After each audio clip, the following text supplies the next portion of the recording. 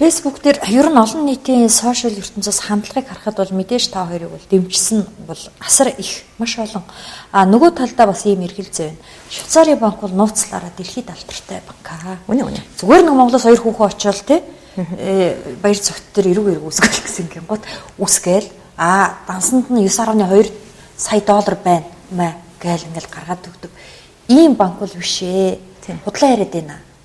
Уу яг яг хүмүүс юу гэж харах нь тухайн хүний боловсралтай хамаатай хэрэг байхгүй юу? Хэрэв Швейцарын банкнд бол ийм юм байна. Иргэн одоо мөнх хойсголонч байдаг юм уу, цэрэн далгарч байдаг юм уу, энд ямар нэг байдлаар бизнес хийгээ, тийм ээ? Магадгүй тэр нь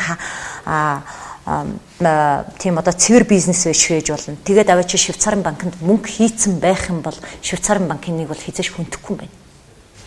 Ерөөсөө хүндэхгүй. Гэхдээ Швейцарын хуулийн эрүүгийн хуулийн одоо 305 дээр гэсэн нэг юм юу байна л да. Манай баяр цогч гэсэн явандаа үсгэл билгүй бодвол энийг.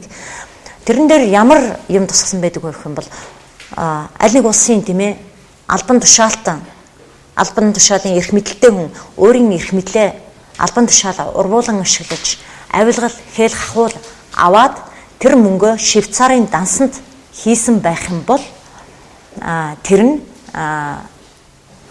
Швейцар улсад бол мөнгө угаалт болдог юм байна. Тэгэхээр ойлгож байна уу? Ойлгож байна. Ойлгож байна уу? Ойлгож байна.